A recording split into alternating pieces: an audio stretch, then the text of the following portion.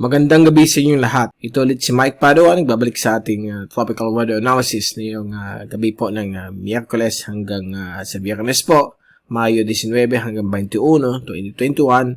At itong Tagalog version ay pinaglilingkod sa inyo ng Typhoon 2000. Umpisa na natin ang update. Ito ang latest GovSat. Simulan na yung araw nito ng Miyerkules hanggang bukas, Huwebes. Mananatili pa rin yung hanging silanganin sa Bicol region, silangan bahagi po ng ating silangang bahagi po ng Luzon, kasama po ang Calabarzon at Metro Manila. So magkakaroon po ito ng medyo katamtaman na hangin mula sa silangan, medyo mainit, at may mga dry conditions po na inaasahan. At medyo tuyo po ang panahon sa mga areas nitong na apektado nitong hangin silanganin. At may mga isolated rain showers o thunderstorms na pwedeng maganap dito sa mga areas na ito. Samantala, ang area po ng Visayas, Palawan, Sulu Archipelago at Mindanao ay nasa influence po ng Intertropical Convergence Zone. Ito po ang pagsalubong ng hangin mula sa hilagang silangan at timog silangan. So, kakaroon po dyan ng mga localized thunderstorms, lalo na po sa hapon o gabi.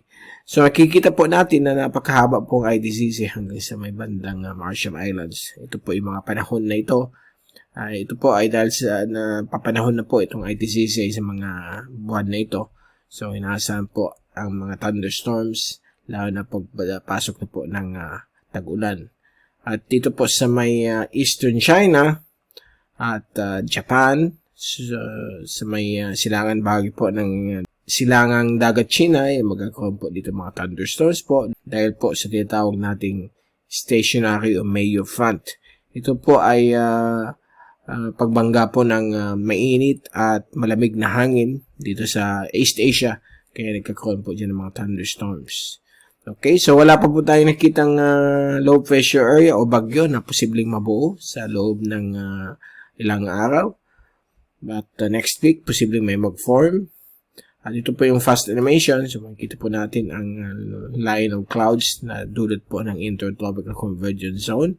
At kung titingnan natin yung zoom in satellite animation mula sa windy.com, ay kitang-kita po natin dito ang mga localized thunderstorms sa iba't ibang bahagi po ng Palawan, Visayas at Mindanao. Samantala ang Luzon, the usual mga thunderstorms, posibleng maganap po sa may bulubundukin po ng Cordilleras. Okay? At dito sa Bicol, medyo tahimik na yan. May mga maliliit na areas pa rin, may mga thunderstorms but limitado po. So yan po ang ating zoom in satellite animation mula sa wind.com. Punta naman natin ang rainfall accumulation forecast mula sa European model. Galing din po ito sa wind.com website at servers. At ayan po, kitang-kita po natin na sa loob ng 3 araw hanggang Biyernes, inaasahan pa rin mga pag-ulan o mga thunderstorms sa Mindanao, Visayas at Palawan. Lalo na kasi baka may mag-form po ditong surface trough na baka next week may mag-form po ditong low pressure area sa may dagat China, sa may katimugan bahagi po ng dagat China o sa may West Philippine Sea. So, kung titingnan natin yung forecast for the next 10 days, unahin natin yung European model. So, na yung weekend, ay kita po natin na sa Sabado at Linggo, mag-shift na po ang hangin dito po sa may West Philippine Sea at Palawan area mula sa Timog Kanluran. So, ito po yung unang ihip po ng mahinang habagat. Okay? Magbibigay po dito ng mga thunderstorms sa may area po ng Kalayana Island Group, West Philippine Sea at Palawan. At dulot po niyan ay posibleng may mag-form po na isang aktibong low pressure area dito po sa malapit po sa silangang dalampasigan po ng Vietnam. So next week, lalo na sa Martes, ay posibleng may mabuo po ditong bagyo base po sa nakikita natin. So sa Mayo 26, Miyerkules, ay tatak po siyang northwest, dadaan po sa dalampasigan po ng Vietnam at posibleng dyan po siyang hihina na bilang isang LPA na lamang o tropical depression hanggang Biyernes. Samantala, kung titingnan natin yung American model, yung GFS, ganun pa rin yung pinapakita sa forecast. Mag-shift po yung hangin mula sa Timog Kanluran na dito sa may Palawan at West Philippine Sea. So, yan po ang sign na malapit na po tayo sa tag-ulan. Dahil po nag-reorient na po ang mga pressure systems. Kakaroon na po ng thermal low dito. So, normal po yan dahil panahon na po na yun ng tag-init sa Northern Hemisphere. Yung summertime dito, lalo na sa June o July. Sa atin, tag-ulan na po yan. At ito po yung low pressure na pagdating ng Lunes, Mayo 24 ay posibleng maging isang ganap na bagyo. Malapit po sa dalampasigan po ng Vietnam. At inaasahan pong tatahak po ito westward. Posibleng magla-landfall sa southeastern Vietnam sa darating pong Miyerkules ng umaga. So, yan po yung forecast na magbabago pa po yan kasi ang forecast po of 7 to 10 days ay nasa less than 30% probability, 30 to 50%.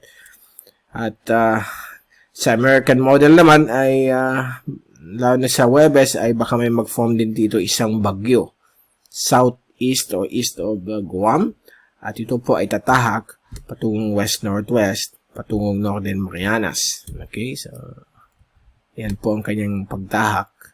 So yan po ang fino-forecast nitong American model.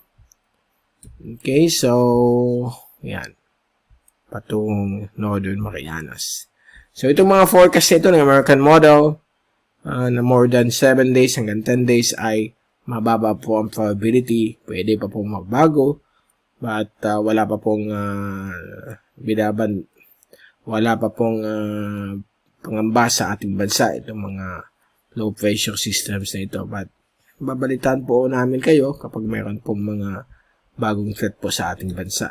At bago tayong paalam, ito ulit yung Global Tropics Hazards and Benefits Outlook ng Climate Prediction Center ng NOAA. Ito po ay for the next 2 weeks. Umpisa natin na yung week 1. Valid May 19 hanggang May 25. Inaasahan po ang 50% or medium chance ng pagbuo ng isang bagyo sa may kanluran bahagi ng bansa. So, ito na yung binabanggit natin na low pressure na magiging bagyo malapit po sa coastal areas po ng Vietnam. Dahil po niyan, posibleng magkaroon po tayo ng above average rainfall, matitinding pag-ulan sa may Palawan, West Philippine Sea, Sulu Archipelago at Southern and Western Mindanao. So, above average po ito. Simula na yung May 19 hanggang May 25. At above average 50% probability o medium chance na magkaroon tayo ng above average o below average rainfall dito sa may northern at central zone. Kasama po Batanes at Taiwan. Gayon din po ang katimugan bahagi po ng China. So, yan po ang forecast for week 1. Pagdating ng ikalawang linggo, valid Mayo 26 hanggang unang araw po ng Hunyo. Meron pa rin pong medium chance o 50% chances na baka magkaroon dito ng possible formation ng isang bagyo west of Luzon o sa may northern part ng West Philippine Sea or South China Sea. At gayon din po sa may Guam area, west or east of that, posibleng magkaroon din ng possible formation ng isang bagyo pero malayo naman po sa ating bansa at baka umakyat lamang ito. Babalitaan po natin yan the coming week kung matutuloy po yung weather system na yan. Okay, so yan po, dyan muna natin itatapos ang ating latest tropical weather analysis na araw ng Miyerkules hanggang Biyernes. At babalik ulit tayo bago mag-weekend para ibigay sa inyo ang latest sa ating panahon. Mula sa Typhoon 2000, ito si Mike Pado magpapaalam. Mag-ingat po tayong lahat. #WeatherWiser. At maraming salamat po sa pagpunod nyo sa aking channel.